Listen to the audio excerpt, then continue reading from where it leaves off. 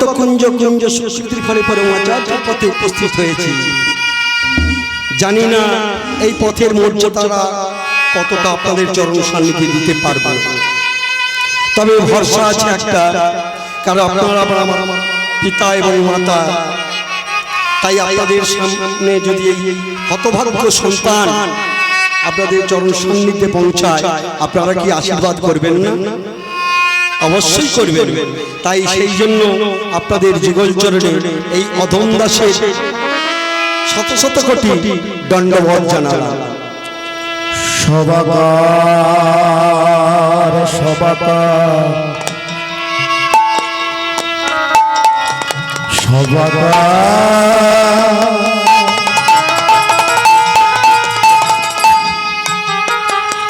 সবাকার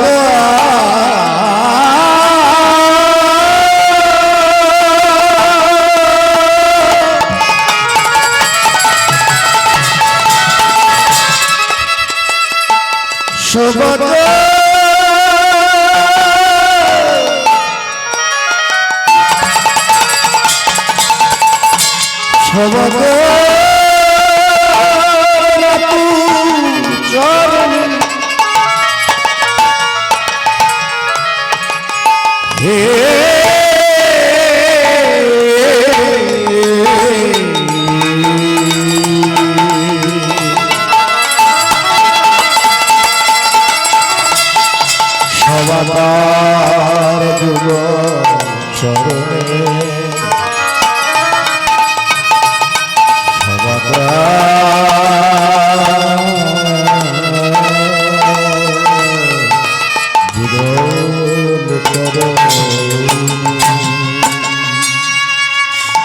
সমবেত সদী ভক্তমণ্ডলী এবং ভক্তবতী মা, আজকের আপনাদের চরণ সান্নিধ্যে আসবো এটা কোনোদিনই আশা করেছিলাম না। কারণ আমি যখন বাড়ি থেকে বেরিয়েছি 6:30টায় গাড়িটা স্টার্ট করেছি, তাহলে 6:30 থেকে বেলা 1:30টা বাজে এইখানে পৌঁছালাম। এতক্ষণ সময় লাগে না। গত বছর যথাসময় পৌঁছে গেছিলাম, আজকের পৌঁছাতে পারিনি কেন না? আজকে দুখানা লরিতে মুখোমুখি ধাক্কা হয়ে 5 জন স্পট ডেড হয়ে গেছে এবং মাঝ রাস্তাতে লরি পড়ে আছে। আর প্রশাসন আমাদের এত আমাদের ভালোবাসে, সে ভালোবাসার কথা বলা যাবে না, যার জন্য আপনাদের চরণে আসতে আমার অনেকটা লেট হয়ে গেছে। দয়া করে একটু মার্জনা করবেন। সাধু গুরু বৈষ্ণবে চরণ বন্দিয়া ব্রহ্ম জ্ঞানী কথা কইবি বলিয়া, ব্রহ্ম জ্ঞানের তরে যত আছে জ্ঞান আত্মজ্ঞান শ্রেষ্ঠ বলে মুনিগণে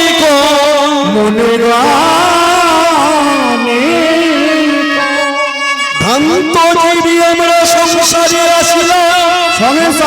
আসিলাম, আপন তত্ত্ব না বুঝিলাম, সংসারে আমরা মাতিয়া রইলাম।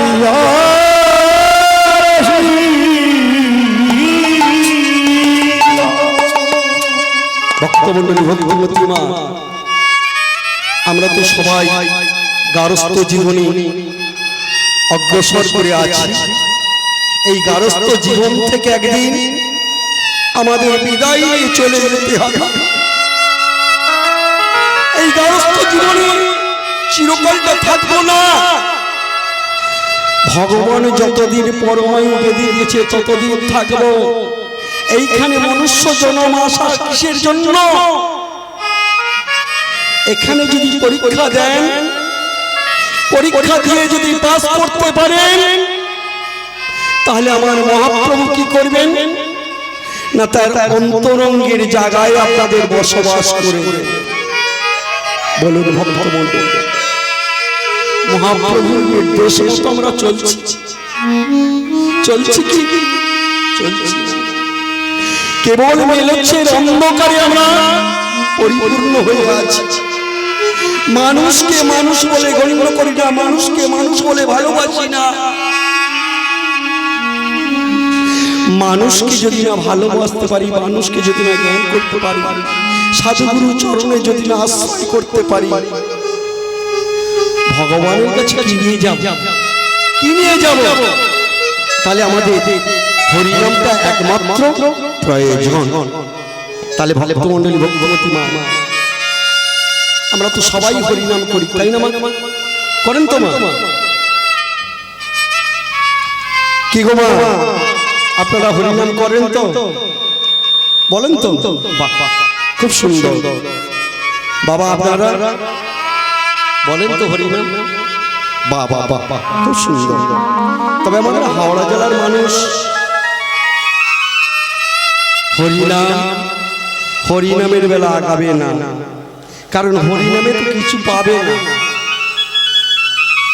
হরিনাম করতে আসলে, হরিনাম শুনতে আসলে শুধু দিয়ে যেতে হবে, বিনিময়ে কিছু পাবে না, কিছু পাবে না। তাই হরিনামে ভক্ত খুব কম।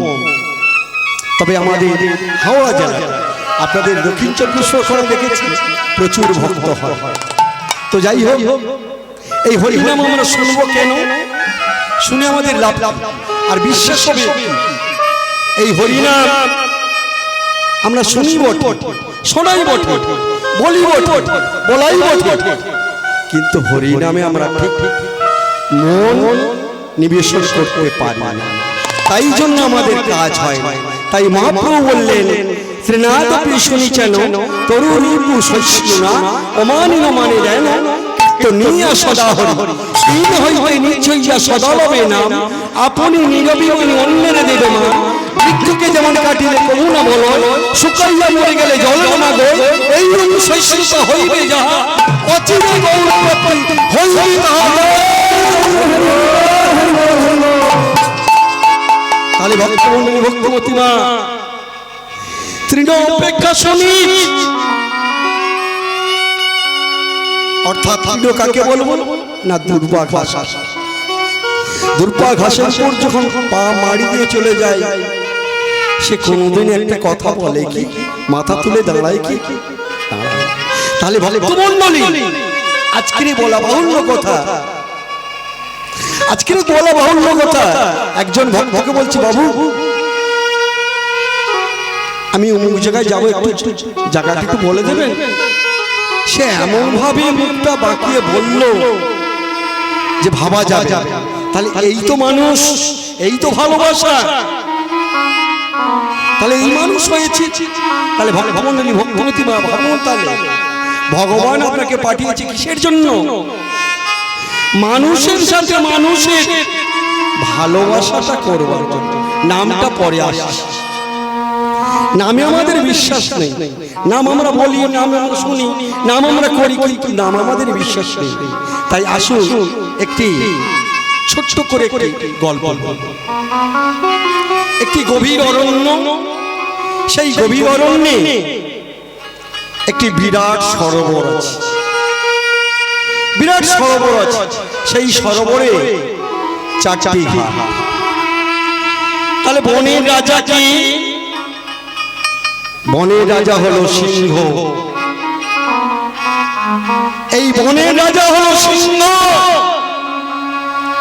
সিংহ যদি রাজা হলো, তাহলে মন্ত্রী কারা?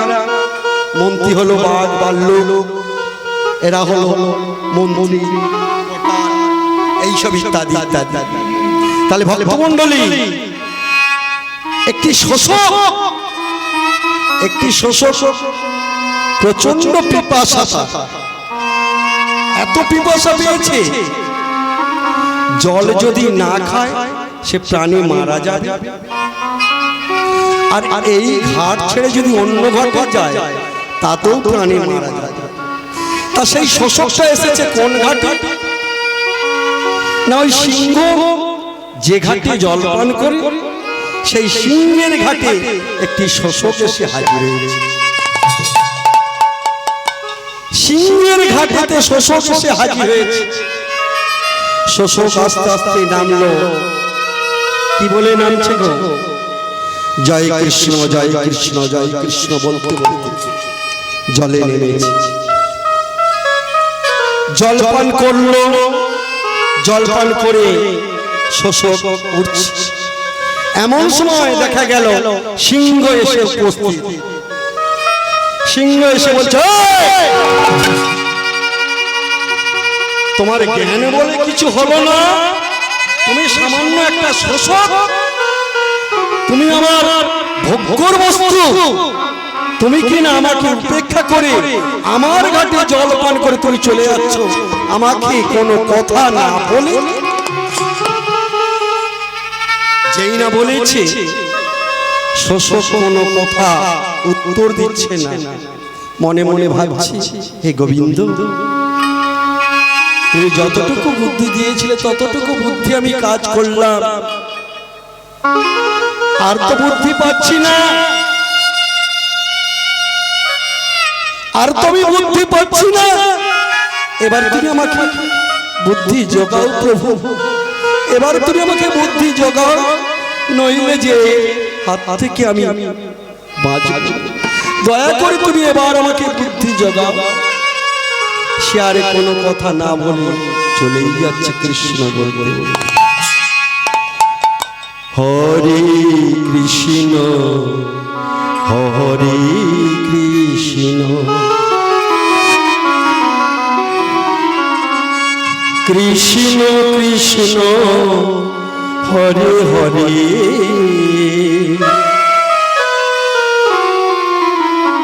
হরে রাম হরে রাম রাম রাম হরে হরে হরে কৃষ্ণ হরে কৃষ্ণ কৃষ্ণ কৃষ্ণ হরে হরে হরে রাম হরে রাম রাম রাম হরে হরে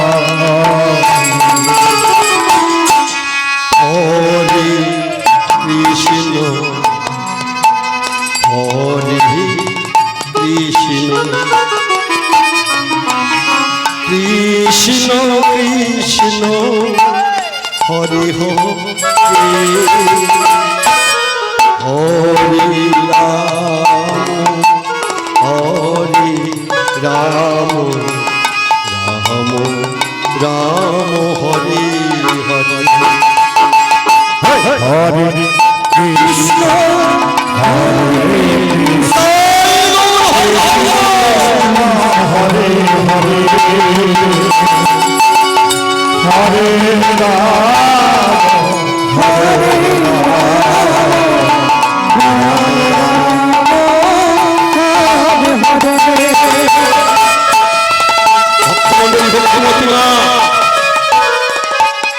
আজকে দেখুন এতটুকু শোষক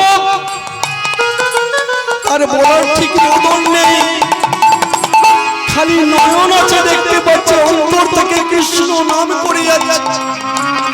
কৃষ্ণ তাকে বুদ্ধি জোগাচ্ছে কেমন না, যতটা পথ আগিয়েছে পথটা প্রায় শেষ, এমত অবস্থায় দেখতে পেল আসতে, এমত অবস্থায় দেখতে পেল কি না একটি বিরাট গর্ত, বিরাট একটি গর্ত। যেই না গর্তটা দেখতে পেয়েছে সঙ্গে সঙ্গে ওই গর্তের মধ্যে প্রবেশ করে গেছে। সঙ্গে সঙ্গে সিংহ হুঙ্কার দিয়ে উঠল, শোষক শোষক, ভালোই ভালো বলছে তুমি বেরিয়ে এসো, নইলে ওই গর্তের মধ্যে যে জীব ওই গর্তের মধ্যে প্রবেশ করবে তাকে পাঠিয়ে তোমাকে ধরে এনে এমন সাজা দেব, পৃথিবীতে আর পশুর জগতে এমন সাজা কেউ কোনোদিন পায় না, পাবে না।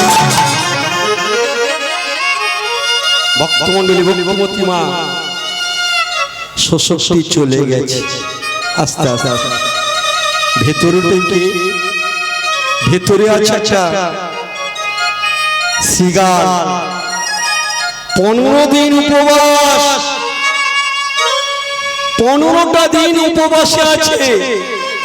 ভাবছে সে কাঁদছে আর বলছে, ঠাকুর গো, আজ আমার চলার শক্তি নেই বলে বেরোতে পারি না, তাই খোদার জ্বালা সহ্য করে তোমাকে ডাকছি প্রভু গো। এই যে উদরের জ্বালা আমি আর সহ্য করতে পারছি না, কিছু কিছু খাবার বস্তু পাঠিয়ে দাও প্রভু, তুমি ছাড়া জগতে আপন বলতে কেউ নাই। তাহলে ভক্তমণ্ডলী, ভক্তিমতী মা, ভগবানের জন্য যদি এক ফোঁটা চোখের জল দিতে পারেন, ভগবান আপনার চিরদাস হয়ে থাকে, চিরদাস হয়ে থাকে। আজকে সেই শোষকটা এক পা দু পা চলতে চলতে শ্রীগালের কাছে উপস্থিত হয়েছে। শ্রীগালকে বলছি, কেমন আছো শ্রীগাল বাবু, কেমন আছো তুমি? শ্রীগাল বলছে, বাহ, খুব ভালোই হলো, ভগবানের অশেষ করুণা আজ হয়েছে, ভগবানের আজ অশেষ করুণা হয়েছে, এই জন্য তো ভগবান তোমাকে আমার কাছে পাঠিয়ে দিয়েছে আমার সেবার বস্তু, আমি সেবা করব তোমাকে। এসো এসো। সঙ্গে সঙ্গে যেই বলেছে এসো, শোষক বলে উঠল, আমি তো এসেছি কিসের জন্য, কেন এলাম, তা তুমি একবারও জিজ্ঞাসা করবে না? একবারও তুমি জিজ্ঞাসা করবে না? আজকে আমাকে কে পাঠিয়েছে তাও একবার জিজ্ঞাসা করবে না? শুনেছি গভীর জঙ্গলের মধ্যে পশুদের মধ্যে রাজা ছিল সিংহ, সেই সিংহ আজ মারা গেছে, তাই তার থেকে বুদ্ধিমান একমাত্র তুমি। তাহলে ভক্তমণ্ডলী, ভক্তমতী মা, শ্রীগালের কাছে বুদ্ধিমান কেউ হতে পারে? তাই শ্রীগাল বলছে, আমাকে পাঠিয়েছে কিসের জন্য না, আপনাকে নিয়ে যাবার জন্য। কারণ সিংহ মারা গেছে, তাই পশুর জগতে রাজা হবে কে, তাই রাজা হবার জন্য আমাকে পাঠিয়েছে আপনাকে নিয়ে যাবার জন্য, আপনাকে নিয়ে যাবার জন্য। বলুন, তবে হ্যাঁ একটা কথা, ওখানে রাজমুকুট নিয়ে দাঁড়িয়ে আছে, তবে যে গিয়ে উঠবে আগে তার মস্তকে রাজমুকুট পরিয়ে দেবে। তাহলে ভক্তমণ্ডলী, ভক্তমতী মা, রাজা হতে কে না চায়? কি বাবা, রাজা হতে কে না চায়? সবাই তো রাজা হতে চায়। শ্রীগালটা মনে মনে ভাবলো, বয়স তো আমার অনেক হয়েছে, তা এমন শোষক আমি চাইলে অনেক খেতে পাবো। তখন শোষক বলছে, শোষক, আজ থেকে তোমাকে আমি আমার নফর করে রাখলাম, অর্থাৎ আমাকে যদি ওই জঙ্গলে রাজা করি, তোমাকে আমি নফর করব, কথা দিলাম। তাহলে নফর মানে কি? চাকর। তাহলে ভক্তমণ্ডলী, ভক্তিমতী মা, তাহলে রাজার চাকর কে না হতে চায়? শোষক মনে মনে ভাবছে, বাহ। তবে আর একটা কথা শ্রীগাল দাদা, তবে যিনি আগে যাবেন ওনাকেই রাজ মুকুট পরিয়ে ওনাকেই বরণ করে নেবেন। তাহলে বলুন, আপনি আগে যাবেন না আমি আগে যাব? আপনি আগে যাবেন না আমি আগে যাব? যেই বলেছে আপনি আগে যাবেন না আমি আগে যাব, শ্রীগাল মনে মনে ভাবছি, বয়স তো আমার হয়েছে, তবে রাজা আমাকে হতেই হবে যে কোনো প্রকারে। তাই আগের দলে ছুটতে ছুটতে চলল, আগের দলে ছুটতে ছুটতে চলল। যেই না ছুটতে ছুটতে চলল, গিয়ে গর্তের উপরে যেই নামটা বেরিয়েছে, সঙ্গে সঙ্গে দেখা গেল ওই সিংহ বেটা ঘাটটা ধরেছে। ঘাটটা ধরে টানতে টানতে বন থেকে বনান্তরে নিয়ে চলে গেল। ভক্তমণ্ডলী, ভগবতী মা, বিষয়টা কি হলো? সিংহটা আমাদের কখন আসবে? আমাদের বল বুদ্ধি ভরসা 40 পেরোলে ভরসা। তাই আমরা এমন একটা জঙ্গলে বাস করে থাকি, সংসার জঙ্গলে বাস করি, সংসার জঙ্গলে বাস করি। তাহলে সিংহ হলো কি? অহংকার হলো সিংহ। অহংকার সিংহের দংশনে দংশন হতে হতে এমন জায়গায় পৌঁছে যাচ্ছি যে শোষকের আচরণটা আমরা নিতে পারলাম না। তাই তো আমাদের এমন দশা বা এমন। তাহলে ভক্তমণ্ডলী, ভগবতী মা, নারদ মুনি বলে উঠলেন, প্রভু গো, প্রভু তোমাকে কি দিয়ে সেবা দিলে তোমাকে পাওয়া যায়? নারদ মুনিকে বলে উঠল ভগবান অন্তর্যামী, বলে উঠল সরস্বতী যদি আমাকে সেবা দেয়, আমি তার সেবা গ্রহণ করি, তার আমি দাস হয়ে থাকি। তাহলে ভক্তমণ্ডলী, ভগবতী মা, নারদ বলল, ও প্রভু দাঁড়ান, ষোড়শ উপাচার যদি না দিতে পারে তাহলে তার কি হবে? ষোড়শ উপাচার যদি না দিতে পারে তার কি হবে? সে দিতে পারলো না, গরিব মানুষ, কোথা থেকে দেবে? তা বলে কি সে তোমার নাম ধরে উদ্ধার হতে পারবে না? নিশ্চয়ই পারবে। তাহলে তবে তোমার ওই চিন্তাময় নামটা কেটে দিতে হবে। যেই বলেছে ওই চিন্তামণি নামটা কেটে দিতে হবে, ভগবান কৃষ্ণ মনে মনে ভাবলেন, বাহ, কথাটা সত্যই। আমি যদি সবার চিন্তা করে থাকি, তাহলে আমার এমন আচরণ করা উচিত নয় যে ষোড়শ উপাচার না দিলে আমার সেবা হবে না আর আমাকে পাবে না, লাভ করতে পারবে না। ষোড়শ উপাচারে হবে না। তাহলে কি হবে? না না, একটি মাত্র তুলসী পত্র আর একটু গঙ্গার জল দিলেই আমি তার দাস হয়ে থাকি। ষোড়শ উপাচারের প্রয়োজন নেই। ভক্তমণ্ডলী, ভগবতী মা, নারদ মুনি বলে উঠলেন, বেশ, আপনার কথা মেনে নিলাম। যিনি অন্ধ, যিনি পঙ্গু, মুখং করতি বাচলং পঙ্গু লঙ্ঘয়তে গিরিম যৎকৃপাহিতমহং পরমানন্দমাৎ, যিনি পঙ্গু হয়েছে তিনি তো পথ চলতে পারেন, যিনি অন্ধ হয়েছে, আজকে বলা বাহুল্য কথা, আজকে আমার একটি সম্প্রদায় অন্ধ মানুষ, অন্ধ মানুষ কিছু দেখতে পায় না। আজকে দেখুন ভগবানের কেমন করুণা, অশেষ করুণা। আজকে আমার দলে এসেছি, ছেলেটিকে পেয়ে আমি খুব খুব আনন্দ উপভোগ করছি। দুই চোখ অন্ধ, তাই এনার মতো মানুষ যদি কেঁদে কেঁদে বলে, দুলাল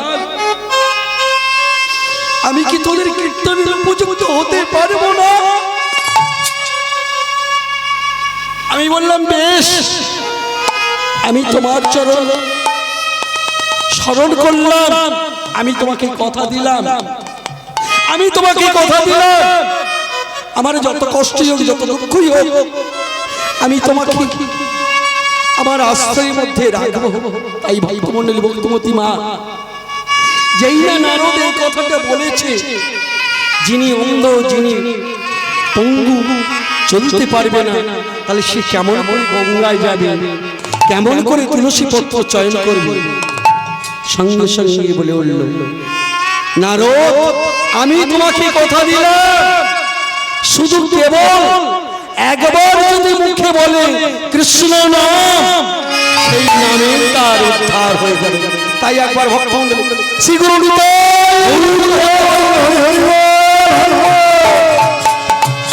কৃষ্ণ কৃষ্ণ নাম একবার বলো ভাই, বলো ভাই।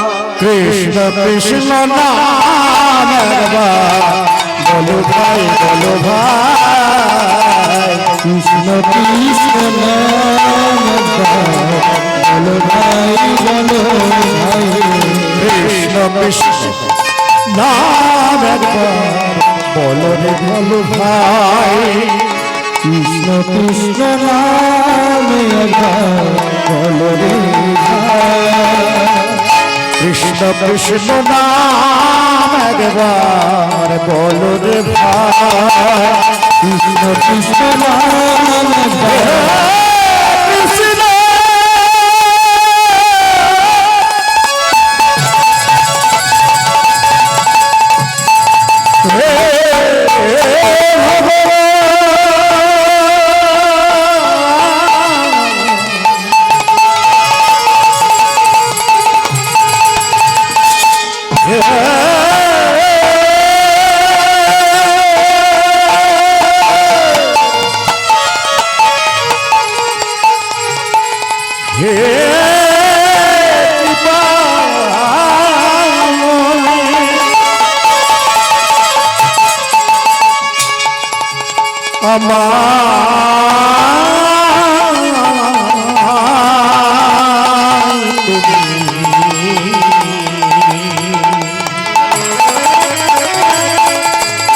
আমায় তোরে কৃপা করো ভগবান।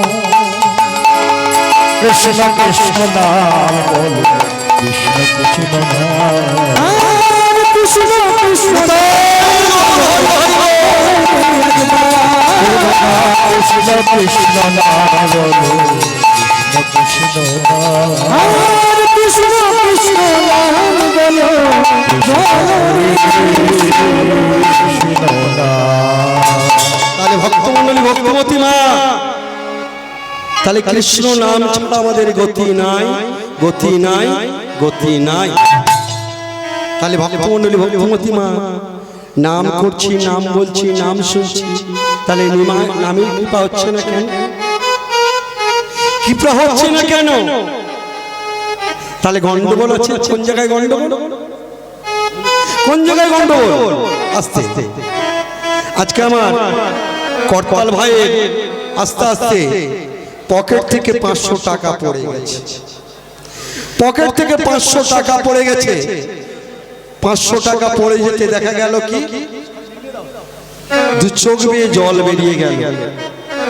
500 টাকার জন্য দু চোখ জল এলো। তাহলে ভক্তমণ্ডলী, ভক্তমতী মা, তাহলে পরপারে যেতে গেলে কত জল লাগবে? পরপারে যেতে গেলে কত জল লাগবে? তবে ডাকি বটে ভগবানকে, সাড়া পায় না। তাই কি বলছে মহাজন?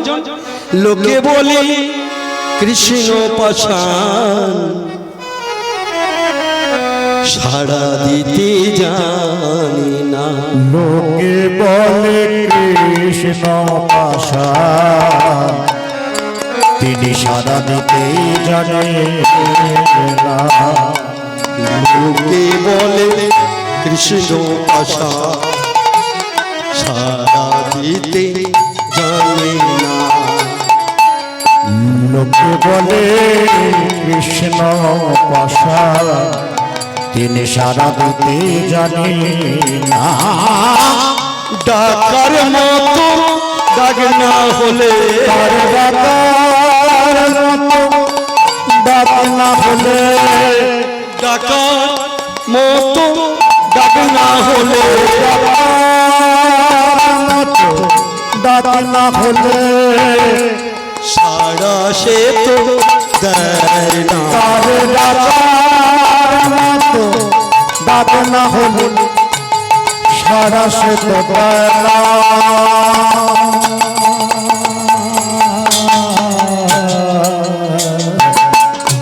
লোকে বলে কৃষ্ণ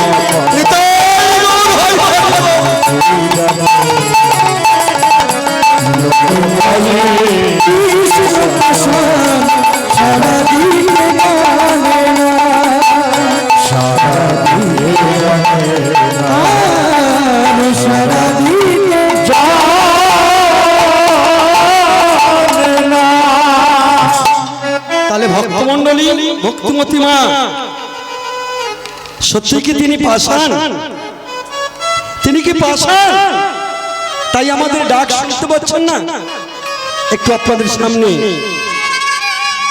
ধরুন, এই গ্রামে হয়তো আসতে ছোট্ট করে, এই গ্রামে হয়তো 1 কোটি টাকার মানুষ আছে, বা 50 লাখ টাকার মানুষ আছে, বা 10 লাখ টাকার মানুষ আছে।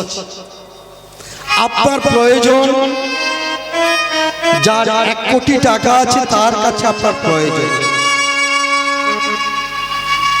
ধরুন যার 1 কোটি টাকা আছে তার বাড়িতে নিশ্চয়ই দারোয়ান থাকবে, কি বাবা থাকবে না? দারোয়ান থাকবে, কারণ 1 কোটি টাকা যার আছে পেছনে তার ভয় আছে, কারণ পাছে ডাকাতি করে চলে যায়, সেই জন্য তার ভয় আছে। তাই এই গ্রামের একজন মানুষ গিয়ে বলল, যেনার ওই 1 কোটি টাকা আছে ওনার সাথে একটু দেখা করব, ওনার সাথে একটু দেখা করব। যেই বলেছে ওনার সাথে একটু দেখা করব, বলছে আজকে হবে না, উনি এখন বাড়িতে নেই। তাহলে ভক্তমণ্ডলী, ভক্তিমতী মা, সামান্য 1 কোটি টাকার মালিক, তার সাথে দেখা হলো না একদিনে, 2 দিন গেল দেখা হলো না, 3 দিন গেল দেখা হলো না, 4 দিন গেল দেখা হলো না, 5 দিনের দিন দেখা হলো। ভক্তমণ্ডলী, ভক্তিমতী মা, ভাবুন তাহলে সামান্য 1 কোটি টাকার মালিক হয়ে তার বাড়িতে যদি 5 দিনই যেতে হয়, আর যিনি অটুর ঐশ্বর্যের মালিক তার বাড়িতে আমাদের কবার যেতে হবে?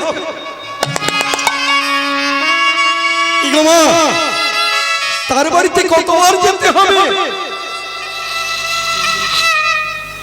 তার বাড়িতে রাস্তা আমাদের ঘৃণা করা চলবে না, হরিনামকে নিন্দা করে চলবে না,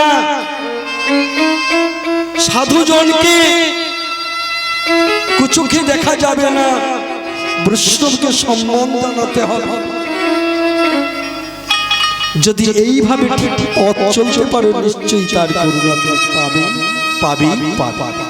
তাহলে ভক্তমণ্ডলী, ভক্তিমতী মা, আমাদের এই সনাতন ধর্মে কি এমন কাজ করলে ওই ভগবানকে পাওয়া যাবে? 5টা কাজ। 5টা কাজ শাস্ত্রকার বললেন, 5টা কাজ যদি তুমি করতে পারো, ভগবানকে তোমাকে তোমার ঘরে এসে তোমার দাস হয়ে থাকবে, ভগবান তোমার চিরদাস হয়ে থাকবে। 5টা কাজ কি কি? ব্রজে বাস, সাধু সঙ্গ, ভাগবত পাঠ, কীর্তন করা এবং ভক্ত সেবা। তাহলে ভক্তমণ্ডলী, ভক্তিমতী মা, তাহলে ব্রজে বাস মানে বৃন্দাবনে কি বাস করব না? এই আপনার দেহটা হলো বৃন্দাবন, এই দেহটা হলো বৃন্দাবন। যেই বৃন্দাবনে 24 ঘন্টা আমাদের কতবার শ্বাস প্রশ্বাস যাচ্ছে, তাহলে জগাচ্ছে কে, চালাচ্ছে কে? কে চালাচ্ছে? আমরা মনে ভাবি না আমরা আমাদের এতেই চলছে না, ভগবান আপনার ঘরের মধ্যে বসে আছে বলে তাই এই ঘন্টা চলছে। চোখের পাতা নাড়ছি, কথা বলছি, হাত পা নাড়ছি। যেমন আজকে আপনাদের সাধুগুরু বৈষ্ণবের কৃপাতে আজ এখানে উপস্থিত হয়েছি।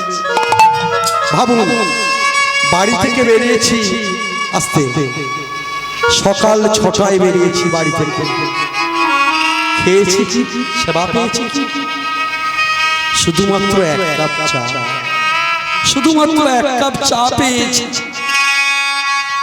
আজকে এমন পথ দুর্ঘটনায় ঘটলাম, আমার 5টা ছেলেকে কোন রকম সেবা দিলাম, আমি সেবা পেলাম না।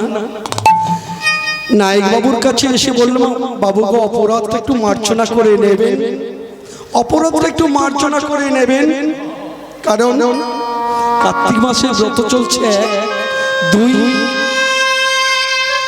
গতবারে এসে এখানে প্রসাদ রান্না করেছিল, সেই প্রসাদ পেয়েছি, এবছরে সেটুকু ভগবান হয়তো আমাকে দেয়নি, তাই সেই প্রসাদ পাইনি। তাই আপনাদের চরণ সান্নিধ্যে বাবু একটু চা করে দিয়েছিল, চা খেয়ে আপনাদের চরণ তলে এসেছি। তবে একটা কথা বলবো, যদি এই না খেয়ে আমার কোনো দুঃখ নেই, যদি এমন কীর্তন করতে করতে যদি এখানে আমার প্রাণটা বিয়োগ হয়ে যায়, তাহলে জানবো আমার মনুষ্য জন্ম সার্থক হয়েছে। মনুষ্য জন্ম সার্থক হয়েছে, কারণ এত সাধুগুরু বৈষ্ণবের চরণ সান্নিধ্য লাভ করেছি, কৃষ্ণ কথা বলতে পেরেছি। তাই এখানে যদি প্রাণটা বিয়োগ হয়, আমি মনে ভাববো, ঠাকুর গো, এই জগতে হয়তো আমার বলা করা এবং আমার জন্মটা নশ্বর জন্মটা সার্থক হয়ে গেছে।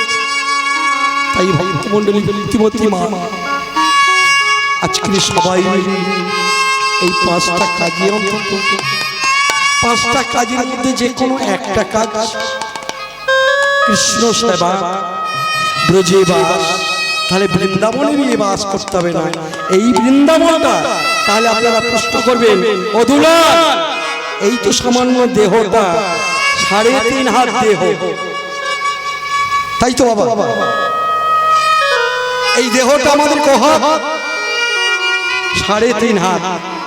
যতই লম্বা হই, যতই বেটে হই, ভগবান মাপকাঠি করে দিয়েছে যে যার হাতের 3.5 হাত। তাহলে 3.5 হাত জায়গাটা বৃন্দাবন হয় কি করে? বৃন্দাবনটা হলো 84 কোষ ব্রজমণ্ডল। তাহলে ভক্তমণ্ডলী ভক্তিমূর্তি মা, তাহলে এটা বৃন্দাবন হলো কি করে?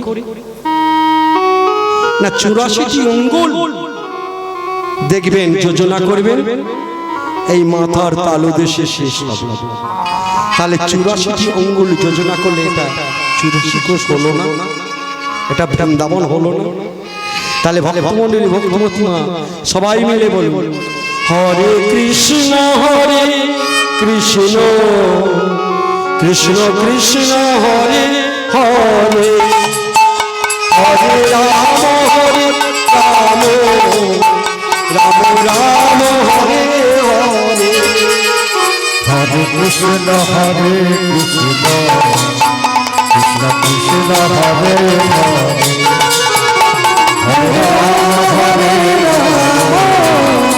রাম রাম হরে হরে, কৃষ্ণ হরে হরে, হরে রাম রাম রাম হরে হরে, হরে কৃষ্ণ কৃষ্ণ কৃষ্ণ কৃষ্ণ হরে হরে, হরে রাম রাম হরে হরে, কৃষ্ণ হরে কৃষ্ণ হরে কৃষ্ণ কৃষ্ণ কৃষ্ণ হরে হরে, হরে রাম রাম রাম হরে হরে, হরে কৃষ্ণ কৃষ্ণ কৃষ্ণ হরে হরে, হরে রাম রাম রাম হরে, হরে কৃষ্ণ হরে। আস্তে আস্তে ভক্তমণ্ডলী ভক্তিমতী মা হরে কৃষ্ণ নাম করেছেন, বলুন। আচ্ছা, বাহ, খুব সুন্দর। তাহলে মা হরে কৃষ্ণ নাম যদি করে থাকেন, বাবা হরে কৃষ্ণ নাম যদি বলে থাকেন, বলুন তো, হয়তো আমার একটু বড় কথা হয়ে যাচ্ছে, একটু অপরাধটা মার্জনা করবেন।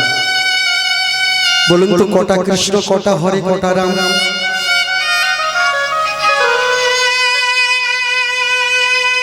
কি গো মা, নাম বলেন তো, বলেন না? ও মা, নাম বলেন না? কি বাবা, তাহলে কটা হরে, কটা কৃষ্ণ, কটা রাম?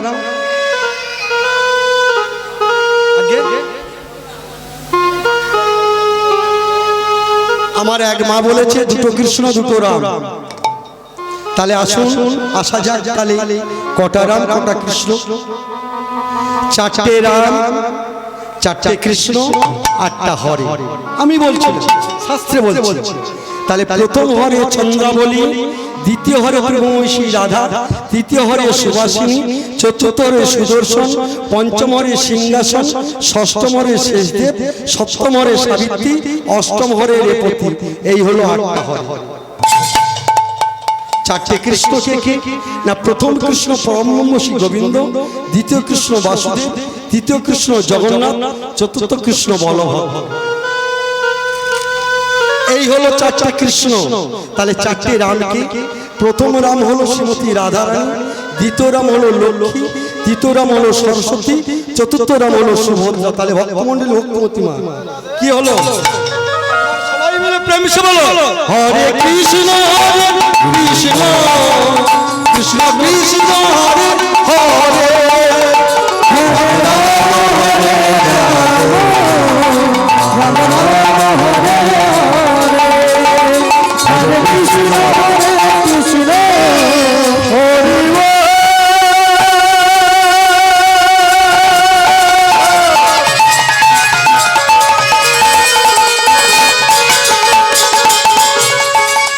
হরে কৃষ্ণ নাম,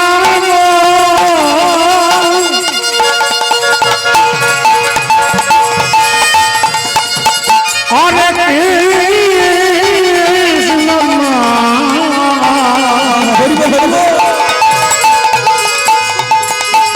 হরে কৃষ্ণ কৃষ্ণ নাম,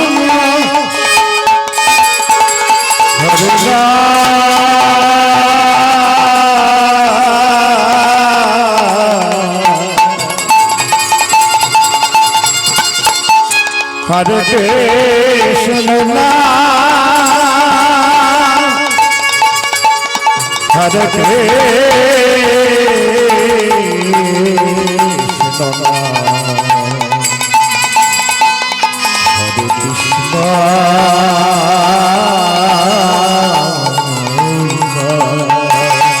হরে কৃষ্ণ, হরে কৃষ্ণ, কৃষ্ণ কৃষ্ণ হরে হরে, রাম রাম হরে হরে, হরে কৃষ্ণ কৃষ্ণ, কৃষ্ণ হরে হরে, হরে রাম হরে রাম, রাম রাম হরে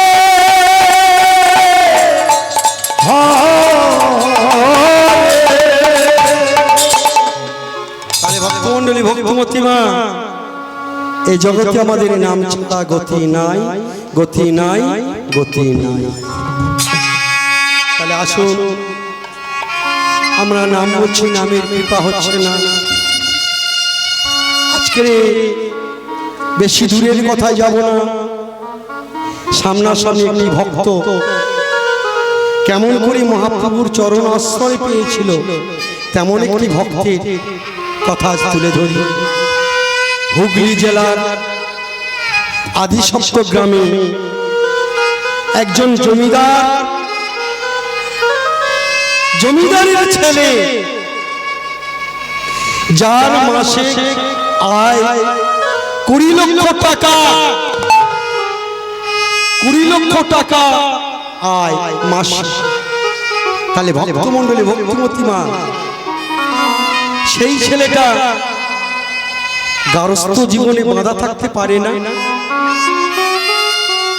কি বাবা, পারে না? পারবে তো? অবশ্যই গারস্থ জীবনে থাকবে, কারণ বহু টাকা আছে তার।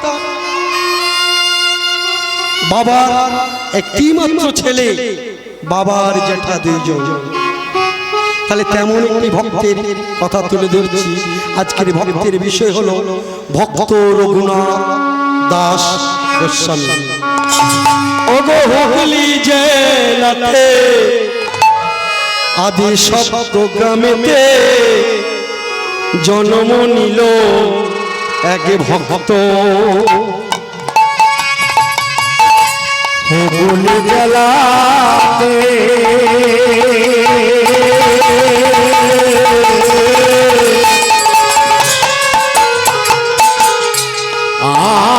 আদি সপ্ত গ্রামে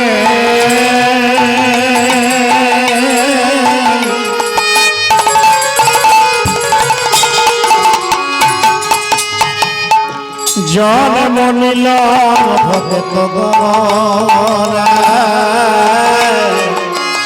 ওগো হুগলি জেলাতে আদি সপ্ত গ্রামে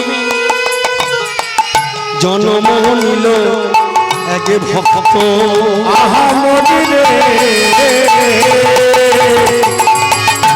হুগলি জেলাতে আদি সপ্ত গ্রামে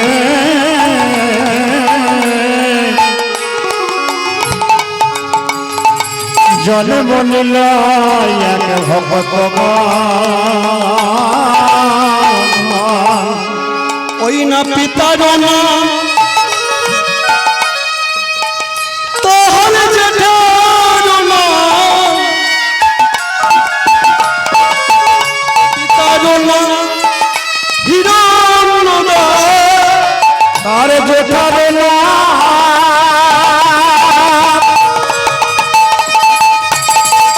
মরি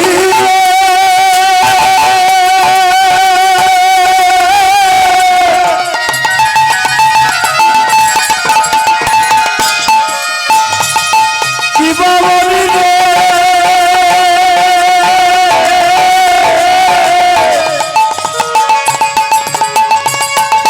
কি বাবরি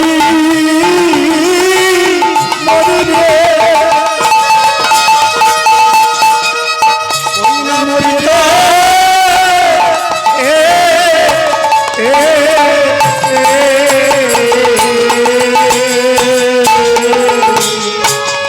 পিতার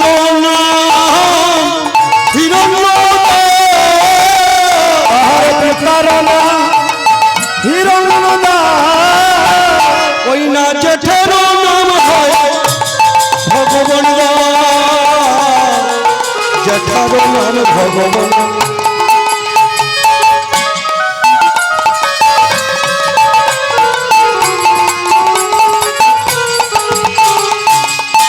তারা বদন ভরে কেব হরিনাম করে গো, তারা বদন ভরে কেবল হরি নাম করে গো। ওই না হিরণ্যদান দাস গোবর্ধন দাস, বদন ভরে হরি নাম করে গো। তারা বদন ভরে হরি নাম করে গো। হিরণ্যদাস গোবর্ধন দাস, তারা বদন ভরে হরি নাম করে গো। নয়নে ধারাব তারা বদন ভরে হরি নাম করে গো। হলাম তারা বদন ভরে হরি নাম করে গো। হাজুর তোমার হলাম বদন ভরে হরি নাম করে গো। কৃষ্ণ বলিতে বহে ধরা বদন বদন ভরে হরি নাম করে কৃষ্ণ কথা বলে বদন ভরে হরি তারা বদন ভরে হরি নাম করে।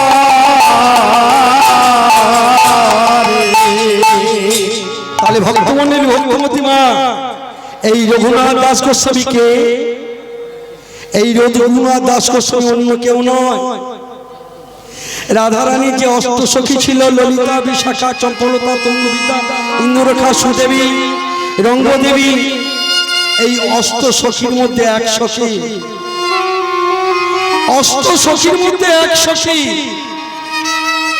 কারণ অষ্ট সখীর মধ্যে কোন সখী গো? কনক মঞ্জুরি সখী। মনে মনে ভেবেছিল, ভগবান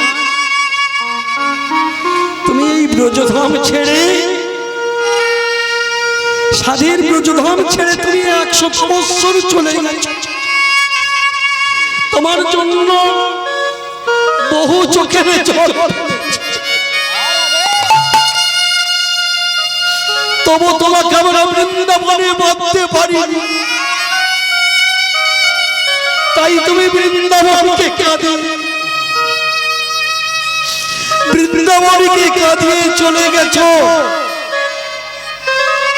আমিও প্রতিজ্ঞা করলাম, আমি যদি রাধারানীর অষ্ট সখীর এক সখী হয়ে থাকি, আমি তোমাকে কথা দিলাম, আমাকে তুমি যত উঁচু বংশের বা উঁচু জায়গায় বা রাজার বাড়িতে যদি তুমি আমার জন্ম দাও, দেখবে যে কোনো প্রকারে যেমন করে হোক আমি তোমার চরণাশ্রয় করব, আমি কথা দিলাম। তাহলে ভক্তমণ্ডলী, ভক্তমতী মা এই হুগলি জেলাতে আদি সপ্ত গ্রামে জন্ম নিল।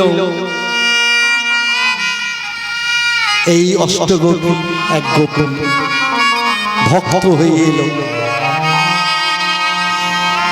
হিরণ্য দাস, গোবর্ধন দাস, যাদের মাসে আয় 20 লক্ষ টাকা ইনকাম, 20 লক্ষ টাকা ইনকাম। রাজা হোসেন সাহেব রাজ কর্মচারী ছিল, কর আদায় করত। 20 লক্ষ টাকা মাসে আয় হতো। রাজা মশাইকে দিত কত? 8 লক্ষ টাকা। 12 লক্ষ টাকা তার বাড়িতে থাকতো। তাহলে ভক্তমণ্ডলী, ভক্তিমতী মা বলো, এত টাকার মালিকের ঘরের সন্তান জন্ম নেবে কেমন করে? কেমন করে জন্ম নেবে? কিছুতেই মা হতে পারছে না। স্বামী কি বলছে, হ্যাঁ গো, এই জীবনে কি আমার সন্তান আদি হবে না? বলো গো স্বামী, আমরা কি এমন অপরাধ করেছি যার জন্য তো আমাদের সন্তান হবে না? গোবর্ধন দাস বলল, আমি তো কিছু বলতে পারবো না, কিছু করতে পারবো না। তিনি যদি কিছু করায় তবে আমরা করতে পারবো। তবে যার কাছে কাঁদলে কিছু হবে, যার কাছে কাঁদলে কিছু পাওয়া যাবে, তার চরণ আশ্রয় করে, তার চরণ। তাই ভক্তমণ্ডলী, ভক্তমতী মা ভগবানের চরণে কাঁদছে। বাড়ির একটি রাধা মাধব বিগ্রহ আছে, সেই বিগ্রহের কাছে কাঁদছে। ওগো ভগবান, ওগো মধু, ওগো ভগবান কৃষ্ণ, এই জগতে তুমি আমাকে সব দিয়েছো, সব দিয়েছো তুমি আমাকে। একটি ফল তুমি আমাকে ভিক্ষা দেবে না? দাও না, দাও না। মা আমার চাইছে আঁচল, আঁচল পেতেছি, আঁচল পেতে চাইছি। ও কৃষ্ণ, কৃষ্ণ গো, তুমি তো সবাইকে ভিক্ষা দাও, তুমি তো অটুর ঐশ্বর্যের মালিক। তুমি তো অটুর ঐশ্বর্যের মালিক।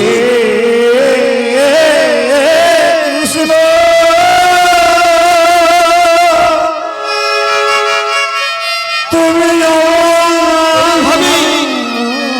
আঁচল পেতেছি, আমার কিছু কৃষ্ণ দাও না, তুমি আমাকে ভিক্ষা। নারী জন আমাকে ভিক্ষা পেলে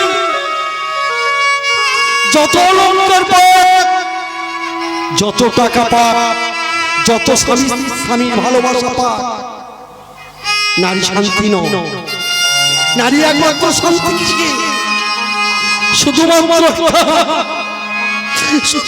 একটা মা বলা পায়,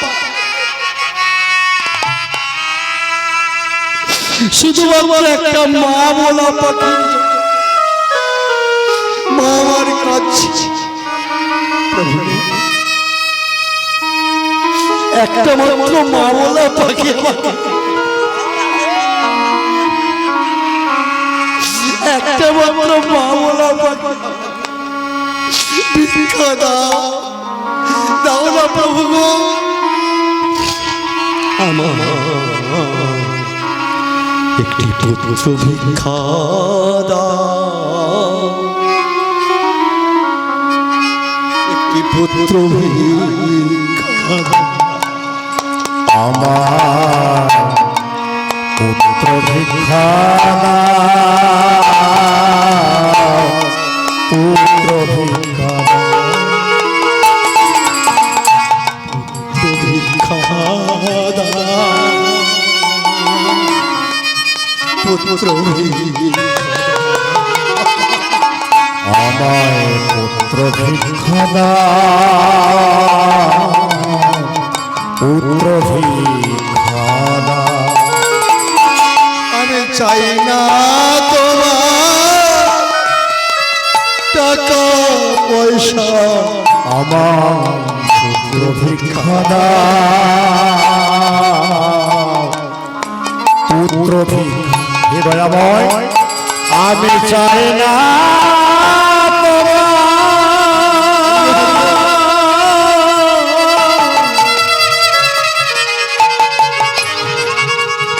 আমি চাই না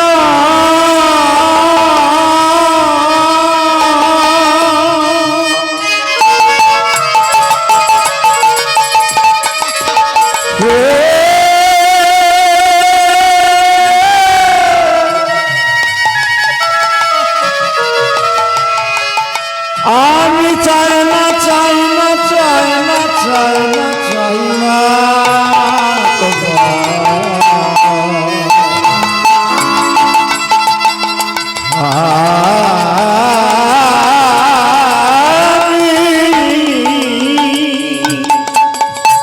আমি চাই না তোমার টাকা পয়সা, শুধু একটি পুত্র ভিক্ষা দাও, পুত্র ভিক্ষা দাও, পুত্র ভিক্ষা দাও, ভিক্ষা দাও। আমার পুত্র ভিক্ষা দাও, পুত্র ভিক্ষা দাও, আমার পুত্র ভিক্ষা দাও, পুত্র ভিক্ষা দাও। প্রভু এবার আমার ভিক্ষা দাও। ভগবানই আমার একেবারে কৃপা করো,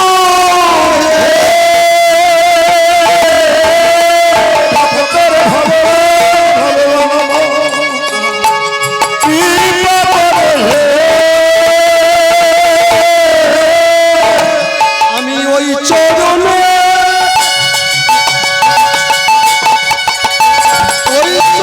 সবল নিলাম, আমার বিপদ হে ভগবান,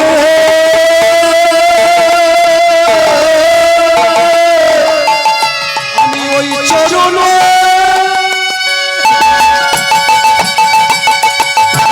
আমি সবল নিলাম, আমার বিপদ হে ভগবান, হে আমি আর তো কিছু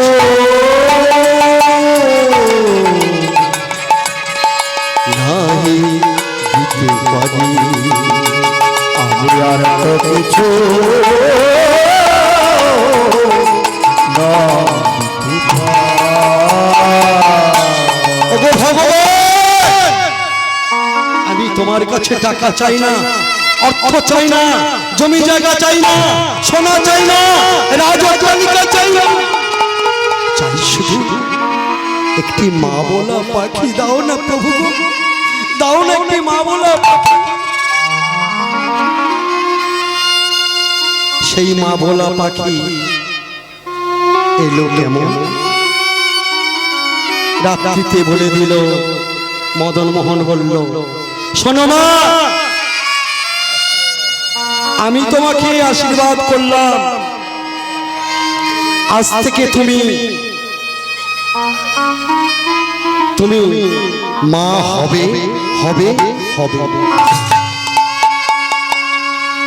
ভগবান কৃষ্ণ আশীর্বাদ করলো, তুমি মা হবে হবে হবে। তাহলে ভক্তমণ্ডলী, ভক্তমতী মা, তাহলে চোখের জলের দাম নেই? বলুন, চোখের জলের দাম নেই? ভগবানকে যদি টাকা পয়সা দিয়ে বাঁধা যেত, আমরা কত পয়সার মালিক? কেউ 50,000 টাকা,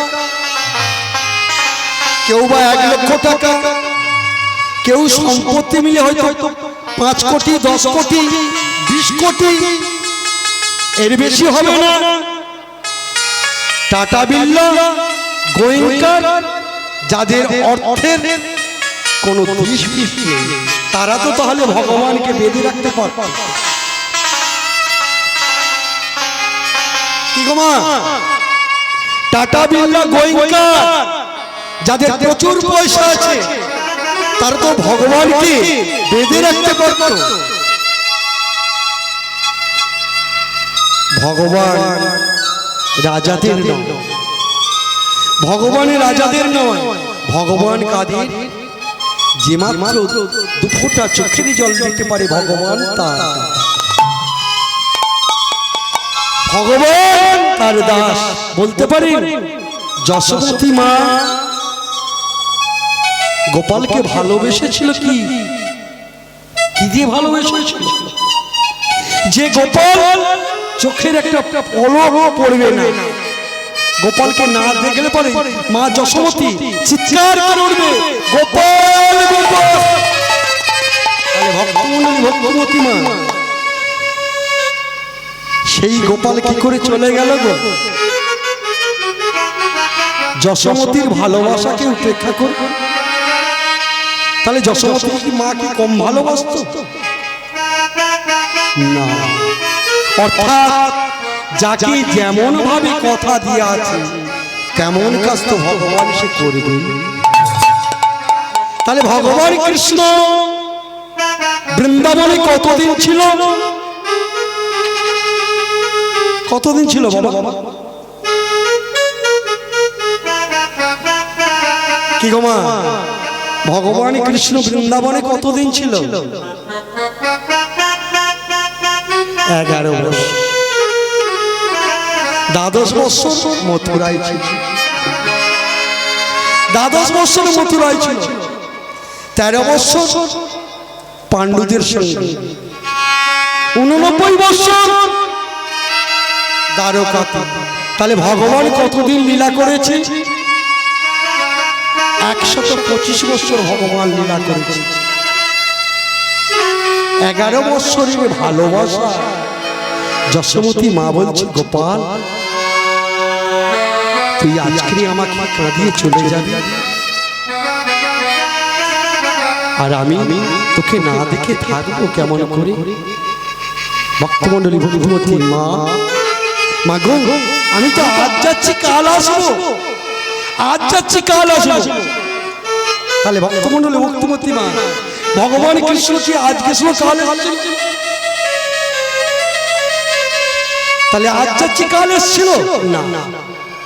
কেন আসছে না?